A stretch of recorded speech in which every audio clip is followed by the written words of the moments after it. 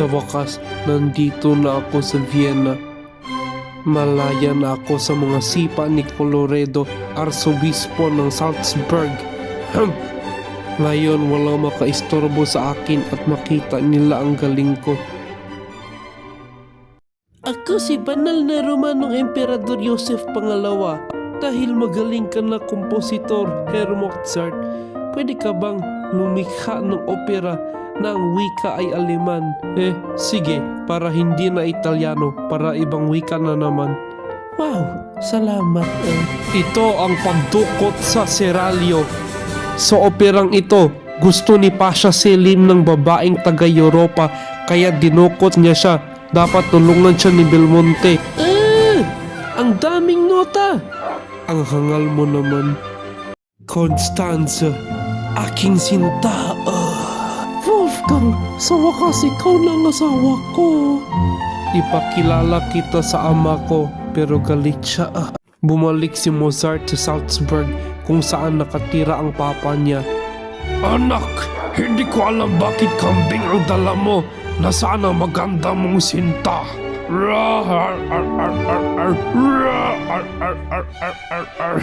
Grabe, ang yabang mo talaga. Hindi na ako magbalik dito sa Salzburg.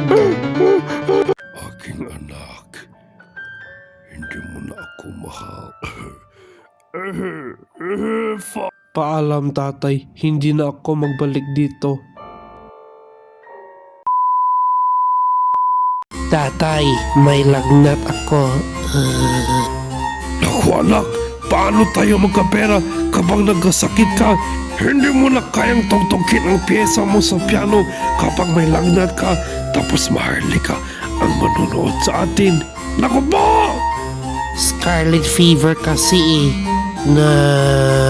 Pwede ako na lang. May sakit ang bunso ko. Tapos basa ang kalesa natin.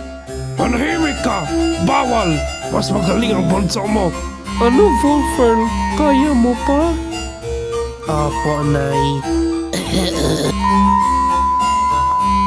Hindi ko malilimutan yun. Pinagsamantalahan ako ni Papa. Sa wakas, nandito na tayo sa Vienna. Uy, sabi ng kasambahay natin na namatay ang anak natin na si Raymond. No! Pagkatapos ng 2 taon. Anak, nandito na ako sa Vienna.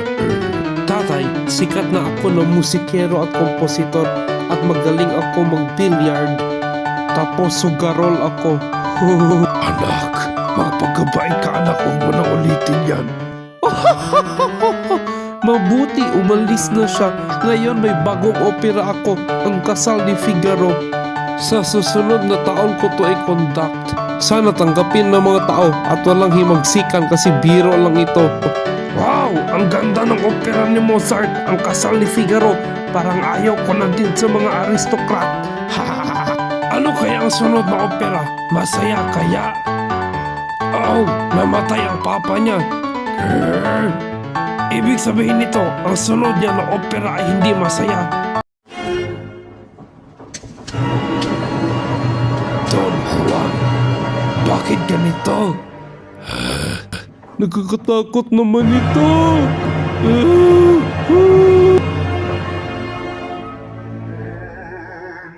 Alam ko bakit, kasi namatay ang ama niya. Ha? Sa kwento, pinatay ni Don Giovanni ang tatay ng babae na malapit niyang ginahasa. Tapos si Wolfgang at ang ama niya ay hindi magkasundo minsan. Kaya nung namatay ang ama niya, naisip ni Wolfgang na baka kasalanan niya bakit namatay ang ama niya.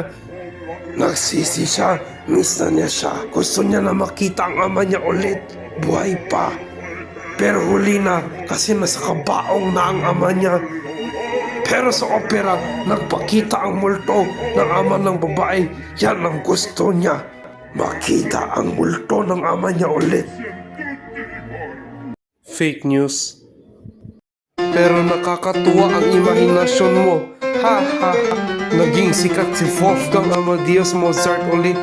Tapos sa taong 1771, ginawa niya ang huling opera niya, ang Mahiwagang Plauta.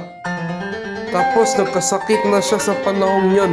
Tapos may isa pa siyang proyekto, isang misa para sa patay o requiem. Kahit sikat ng opera niya ang mahiwagang plauta, wala siyang pera pambili ng gamot. Ha? Totoo yan? Wala na akong pera. Opo.